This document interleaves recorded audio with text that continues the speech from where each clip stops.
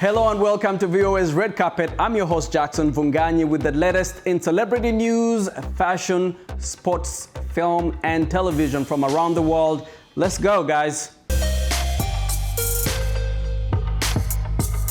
Nipsey Hussle's death brought grief to fans and friends, some of whom are pushing to continue his drive to improving distressed inner-city neighborhoods. Rapper T.I. was on Capitol Hill joining the Congressional Black Caucus in calling for more investment in black communities, including direct private sector dollars in two troubled areas known as opportunity zones. "We are like the Avengers of investment," T.I. said, referring to the Marvel films in which superheroes join forces to save the planet. Losing Nipsey Hussle was like losing Iron Man, he said. The rapper shared a number of photos of his visit to Congress on Instagram and explained what opportunity zones mean, ending with, "I am honored to continue the discussion and bring my brother's dream to life."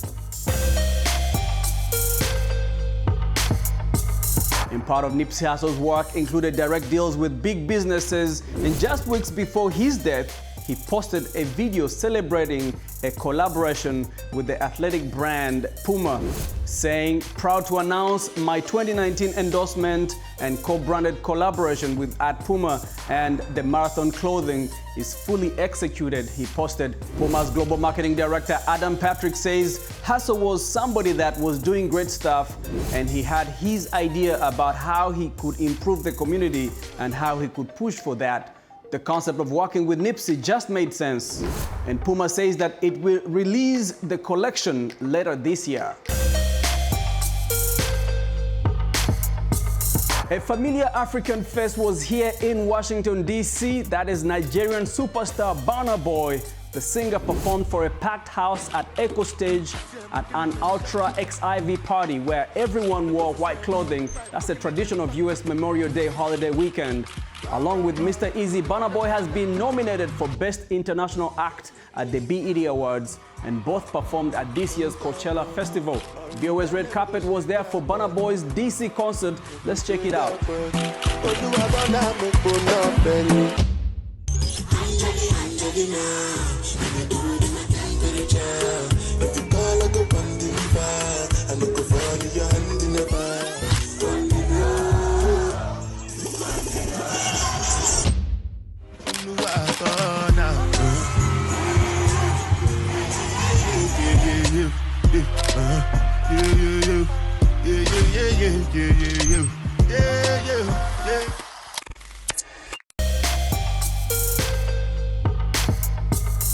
And we are halfway through the year, and Time Magazine has a list of the 10 best songs of 2019 so far, with the Brazilian superstar topping the list. Anitta, who is rising to international fame, is on the list with her hit Rosa featuring Prince Royce. Along with Anitta were two other Latin artists on the list, Puerto Rican rapper Guayna with his track Rebota, and a collaboration between Spanish artist Rosalía and reggaeton's J Balvin called Altura.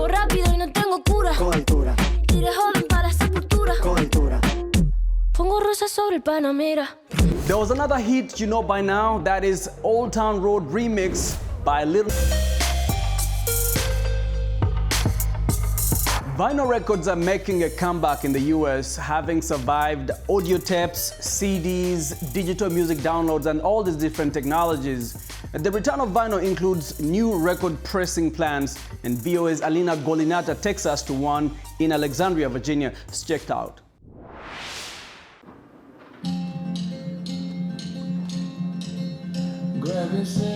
Vinyl records are making a big comeback. And for entrepreneur Eric Astor, this is good news. So I've put everything I have into this to make it a success. His company used to order records produced at a plant in Germany. But with demand growing fast, he decided to invest all his savings into opening a record pressing plant of his own to take advantage of the changing musical landscape. In about 2013, the business, the industry got so busy that we decided, for us to stay relevant and service our customers the way we want to service them and the way they were requesting, is we needed to add pressing here in the States. So that's when we started to look for new equipment. But that proved to be no easy task. At the time, no one was producing new quality equipment for pressing vinyl records, so Astor had to settle on used pressing machinery he found in Mexico. Records are made of polyvinyl chloride. Special shavings of various colors are poured into the pressing machine, and a special metallic matrix stamps the audio track. Then after that, the records will cool for 24 hours and then move into physical QC, where every single record is inspected for defects. The record is covered with a continuing groove that spirals all the way to the center. Because they are fragile and take long to manufacture, the quality control is very thorough. We listen to one copy all the way through, at least one copy. So there's somebody back there that's listening to the records as they come off the press, and then we're pulling samples. After that is done, the records are put into their covers, sealed, and sent to music stores. And though vinyl records are more high maintenance compared to CDs or platforms like Spotify, it's worth it, says Rader. It's very easy, and it is very easy, to put digital music on and walk away from it to do something else. So in some way, it doesn't beg for attention, and in that way, it becomes, for me, a little less special. A record requires you to be in the same room with it. You're tending to it, right? You have to flip it over. You can't just let it spin off, and So it's a more sort of visceral, almost personal experience. The new plant has yet to pass the test of time. But since vinyl records apparently have, Furnace Record employees hope their plant will too. For Alina Galinati in Alexandria, Virginia, Anna Rice, VOA News.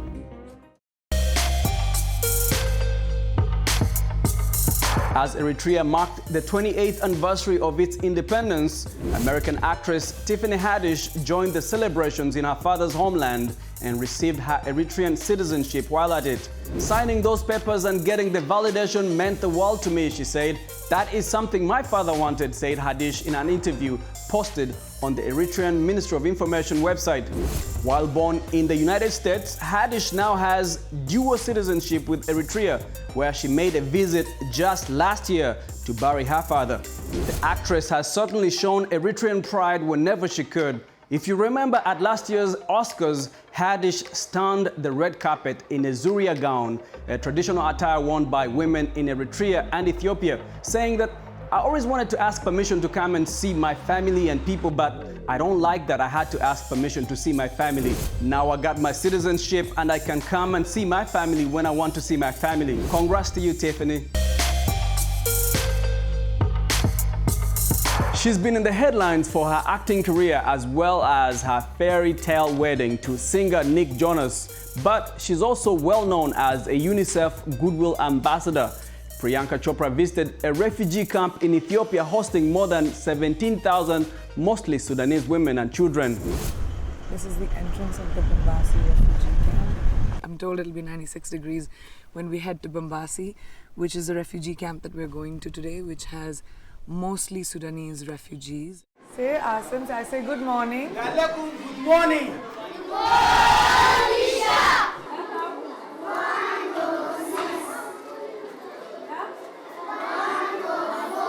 And it was just so amazing to see how these kids live in extreme, extreme poverty and need so much, but yet have such a joy and zest for education. UNICEF says it's working with local authorities on child protection, nutrition, and education. There's a dire requirement of funding for healthcare for these kids to be able to finish their education and not drop out. Hi, Zulfa. We're friends now. Yeah, we're buddies now. I love you.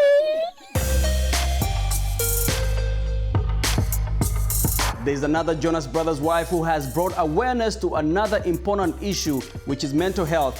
Sophie Turner took her role as a conflicted young Jean Grey in the latest X-Men movie Dark Phoenix very seriously. You research schizophrenia for this? I did. Is that right? Schizophrenia, dissociative identity disorder, and a little bit of addiction. For this movie, it was kind of called for because, you know, the symptoms that Jean is having, they're not unlike schizophrenia and dissociative identity disorder, but it's something that I feel so passionately about, and I think the more we talk about it and the more we put it in the mainstream, the less people will feel ashamed of it, and they'll, you know, be open about it and talk to therapists and get the help that they need without feeling ashamed of it. And it's so important that that happens. The star who shot to fame playing Sansa Stark in the hit TV show Game of Thrones has been open about her own struggle with depression. It's happened a few times on the street where people have just been like, you know, I was in a really dark time and I watched your interview and it really helped me. It helped me reach out to someone and talk to my mum or talk to my brother, and it was just like, that's exactly what I wanted to happen. So the more we talk about it, the better it gets. It is clear that the criticisms ahead of Aladdin's premiere didn't stop it from producing magic in ticket sales. The 1992 remake of the animated film flew high at the North American box office when it made its debut over Memorial Day weekend with an estimated $112.7 million. You may remember that when the trailer came out, it inspired numerous posts complaining that Will Smith as the genie lacked the blue skin of the original character voiced by the late Robin Williams. There were enough posts for Will Smith himself to get online and promise that the blue was en route. Of the film's 7 top-billed actors, only Smith is not of Middle Eastern or Indian descent, raising the question as to why Disney did not dig a little deeper for the star of its film that is set in a city near the Jordan River. Smith seemed eager to talk about the matter at the film's Hollywood premiere. You know, so I feel very comfortable. I loved being in the Middle East, actually shooting in the Middle East. I think there are a lot of misconceptions that just the presence, our presence there can address and sort of diffuse a lot of the misconceptions without even having to talk about it. So, you know, this movie's all wins for me.